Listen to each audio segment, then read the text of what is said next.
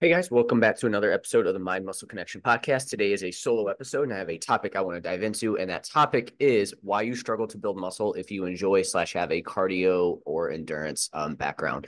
But first, before I dive into that, I want to go over a few ways you can help support the podcast. So first, if you are sick of just focusing on weight loss and instead want a body recomp, then my one-on-one coaching program is for you. I help you lose body fat and build muscle with my body recomp training, nutrition, and lifestyle methods. We look at things like your lifestyle and biofeedback to individualize your training and nutrition program to you and your specific needs. There's also at least 1 to 2 bottlenecks outside of the training and nutrition protocol that are keeping you from seeing the results that you want to see. And we dive into this, see what that is. And this usually is playing a bigger role than people often think there on that. So if you're interested in coaching, you can fill out the link in the show notes. You can check out the link in the show notes. It goes into more detail on my coaching, or you can reach out to me on Instagram and we can chat about this in more detail. If you aren't interested in full coaching, I do one-on-one consultations where we troubleshoot any issues you have and or map out a game plan for the next couple months. I'm going to get in the link to that as in the show notes. Next, if you want to learn more about a body recomp, what it is, how to do it, the pillars of it, I have my masterclass on body recomp, and you can find the link to that in the show notes as well too. Next, if you don't give me a follow on Instagram, Jeff HOEHN _, and that's where I'm most active on social media. And then lastly, if you have found this podcast to be helpful in any way, if you could leave a rating and review, and that will help more people find this podcast. I did want to give a shout out to a couple people who have left me some reviews on Apple.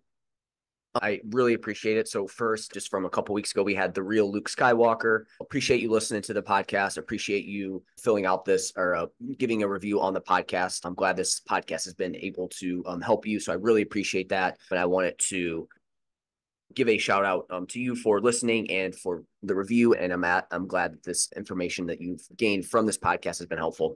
Then we have STL Saint 75. This is actually someone I know personally. His name's Steve. He's a great dude. Went to high school with him. So really appreciate him filling out a review. Then we have Debbie as well. She's a client of mine. So again, appreciate you, Debbie, for a review.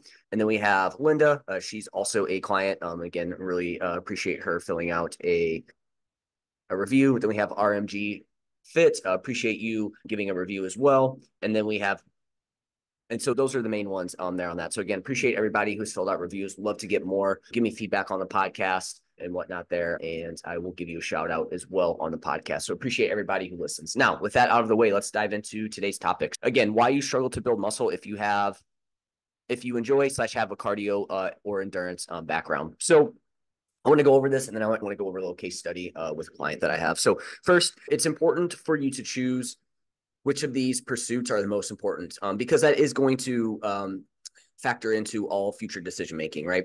So do you want to prioritize endurance work or building muscle? What is your main goal, right? Do you have a race? Then maybe your endurance work's a little bit more higher on the priority list. Are you more body comp focused? Again, that's going to sway our decision-making, right? For example, if you're trying to focus on adding muscle over the next 6 months, our decision making around that is going to be different, right? We'll probably prioritize weight training a little bit more. Maybe we'll dial back how much cardio training we do. That's going to prioritize, or it's going to influence the time of which one we do first and which one we do second, which one we allocate more volume to overall, right? So I think it's important to first figure out what is your main goal here, which one is most important to you at the moment. Now, most people that come to me, their main goal is body comp. So usually what I'll see here is somebody comes from an endurance background, they want to improve their body composition. So with them, it's obviously, hey, here's where you're at. What do you want to prioritize here? If you still want to prioritize endurance work, that's fine, but here's the impact that's going to have. But like I said, most people, they usually come to me, they're more body comp focused. And then the endurance is, hey, I want to improve it, or maybe my resting heart rate is low, maybe my cardiovascular fitness, or my resting heart rate is high,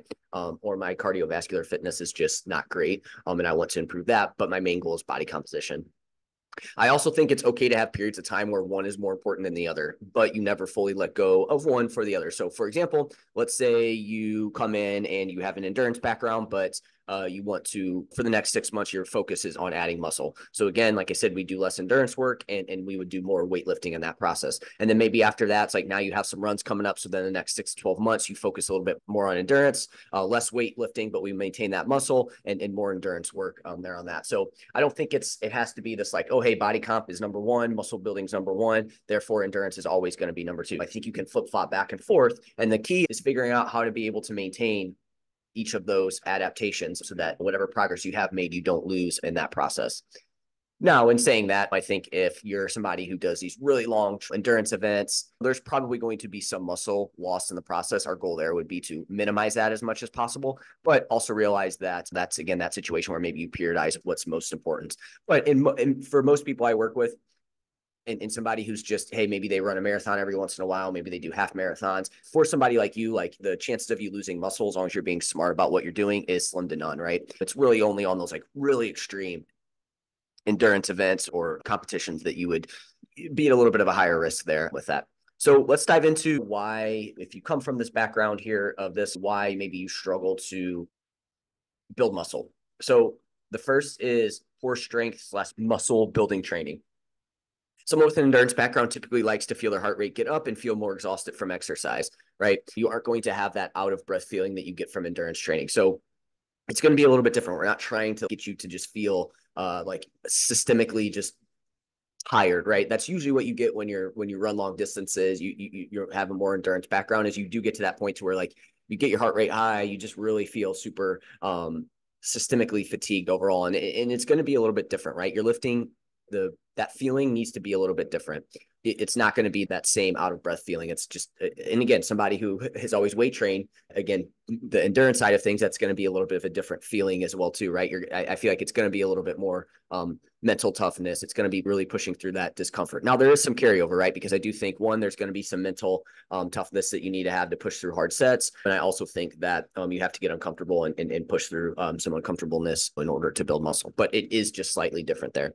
And so again, from the weight training perspective, we need to think more in the 5 to 12 rep range with enough rest in between sets, 1 to 2 minutes on average. And we want to take the target muscle within 0 to 3 reps to failure on each set.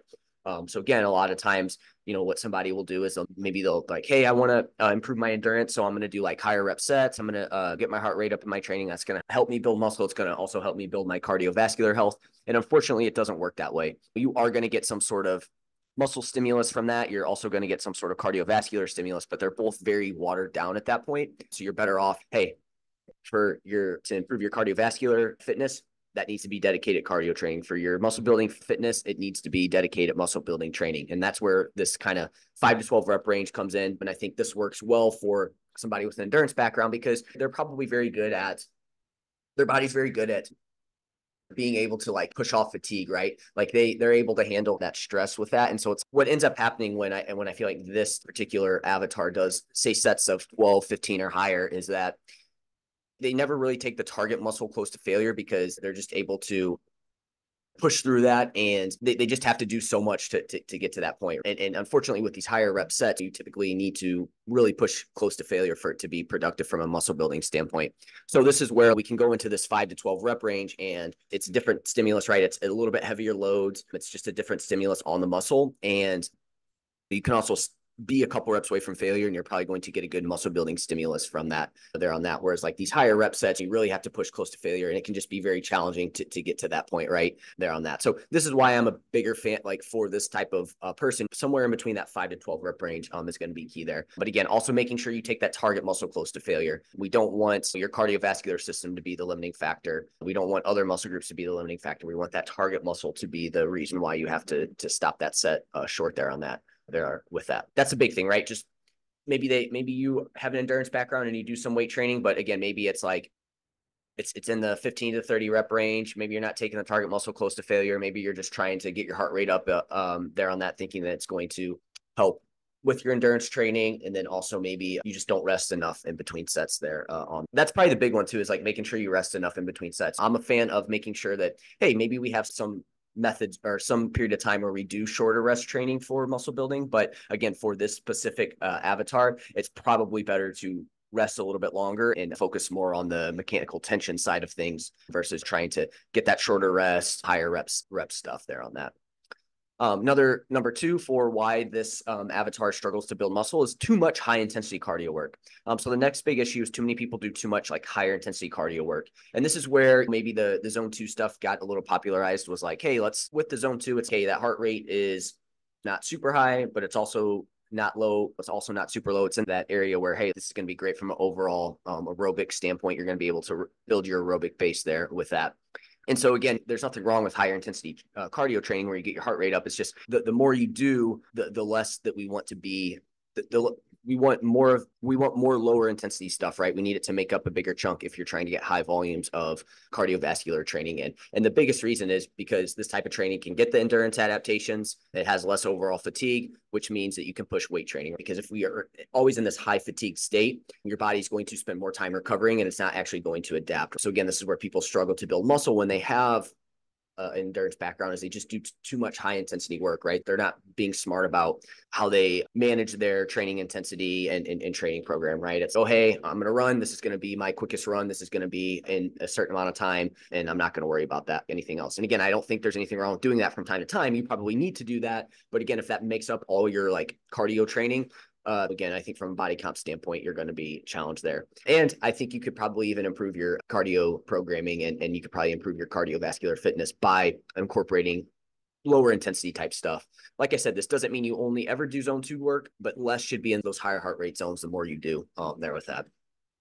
Number 3, don't eat enough protein. Protein helps build and maintain muscle. If you are also doing a good amount of endurance work, you need to make sure you get enough protein to support that as well. And so we want to aim for about 0.8 to 1.2 grams per pound of body weight per day. The big issue here is a lot of times I see with this kind of cardio endurance training is a lot of these people don't really focus too much on, I don't think they really have too much structure with nutrition, and or they use it to help them lose body fat. So then or for weight loss. And so they end up under eating. They don't fuel themselves. And then they also in turn don't eat enough protein in that process. And again, if we're doing these high amounts of training volume from a cardio standpoint, doing some weight training, and then we also are not eating enough to fuel that.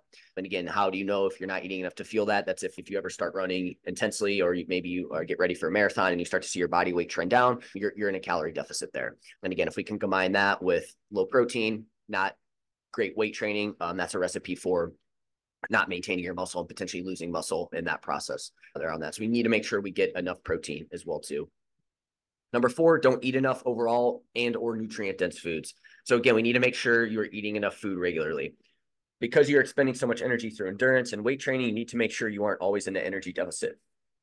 To build muscle, you need to be at maintenance calories at a minimum and potentially have some periods of time where you dip into a small calorie surplus. That's going to put your body in the best position to want to add muscle, right? If you are doing a ton of cardio training and then you try to add in a ton of weight training on top of it, but then you also don't eat enough and or you're just only ever at like maintenance calories, I do think you're going to limit the amount of muscle that you can build, right? Again, you just have too many things going on and muscles low on the priority list, like adding muscles low on the priority list for your body, because again, it wants to utilize that energy elsewhere, right? For more important functions. Obviously muscle is important, but it gets unfortunately placed lower on the priority list there on that from that aspect. So again, we want to make sure that we aren't always eating in a calorie deficit when we have the high endurance training and also combining that with weight training. And you also want to make sure you eat a good base of whole foods to ensure you aren't lacking any vitamins or minerals. Also, that's probably great from a anti-inflammatory standpoint as well too. And just to ensure that your body has the nutrients it needs to feel and perform its best, right? Because again, if we're also combining where we're not eating enough, and then we also have this if it fits your macros approach where you just fit in all tasty foods because, hey, I'm losing weight, I'm running a ton, therefore I can reward myself with more food. Again, I think you're going to eventually miss out on vitamins, minerals that are essential for, again, performance, how you feel, how you look, etc. And so we need to make sure we also get a good base of whole foods in this process. 5, poor meal timing around workouts. Make sure you have a general game plan for your meals to be somewhere around your workouts. You don't have to get them nailed down to the exact minute, but you don't want to skip out on meals around your workouts. Think 2 to 3 hours away from your workouts, especially if you do both endurance and weightlifting on the same day. Okay. So if you're somebody who, hey, there's probably a couple days where maybe you have to double up. The big thing is we want to make sure that in between those sessions, we get some sort of fuel put in our body in between those sessions, right? What you don't want to do is run and then maybe an hour goes by and then you go and do your weight training session, right? Or vice versa.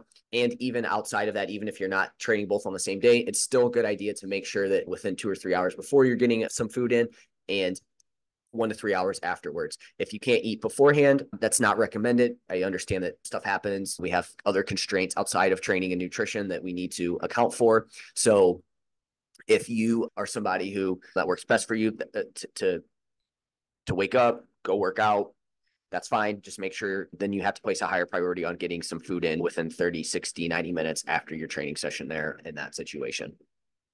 Number 6, trying to do too much with poor recovery. The next big mistake is trying to do a ton of weightlifting and endurance volume without having the proper recovery in place. So again, nutrition can fall into this, proper programming can fall into this, but we already went over this. But now, again, this does come down to smarter programming. Make sure the effect of either is minimal, right? So making sure that, again, your cardio and your weight training aren't like overlapping too much, but it also comes down to making sure you are eating better overall and getting enough sleep and managing your stressors, right? Not avoiding stress, but managing it. Most people don't overtrain. They are just under recovered, right? Really, if recovery's there and you have great recovery, that really expands how much you can train, right? A lot of people think, oh, I'm overtraining, but they neglect the aspect of what is your recovery? What are you doing there? And again, recovery isn't, oh, hey, go take an ice bath, go do a cold plunge, go get a massage, use your massage gun, whatever other cold water immersion, maybe that's ice plunge, I don't know, but all these stuff, like they acutely can work, but that's not recovery. Like those are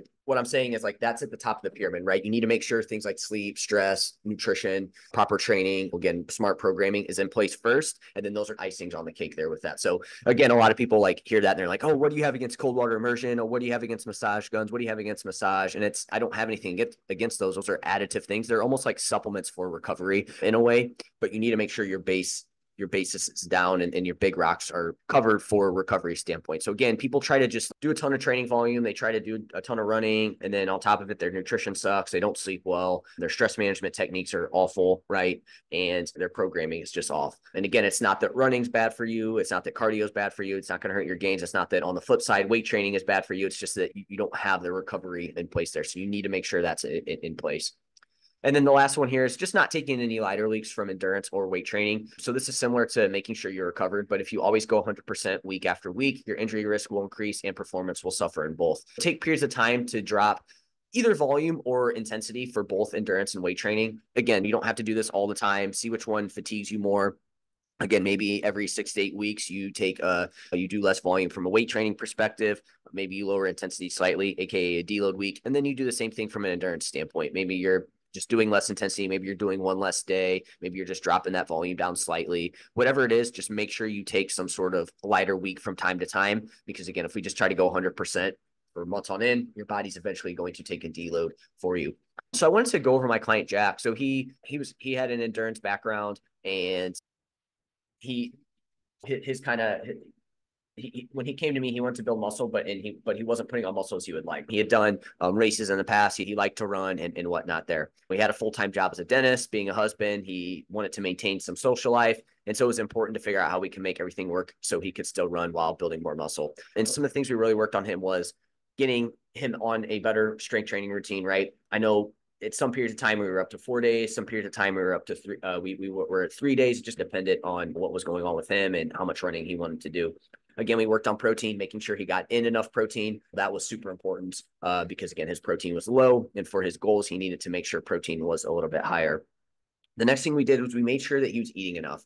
We did spend periods of time where we had him at maintenance or trying to push a small calorie surplus because, again, he was expending so much energy, and we needed to make sure that all that lined up there with that. And with him, unfortunately, obviously, this is a podcast, so you can't see. He did gain a pretty good amount of muscle. He ended up being around the same weight, but you could just tell in his arms and his chest and his shoulders that he added a good amount of muscle, and he was still the same weight, right? Now, within that, there was a period of time where his weight was higher, maybe it was a little bit lower, but we ended up being in that net positive from over a couple year span of his weight being around the same. And again, he had what I like to say a body recomp here. And again, he didn't have to gain 30 pounds to build muscle. He just needed to have extended periods of time where he was focused on the weight training side of things, progressively overloading, getting enough protein in, and also making sure he was fueling enough to help with the body composition side of things. So that's it for this episode. Hopefully this was helpful. If you have any questions on this topic, send me a message over on Instagram and I will chat with you soon.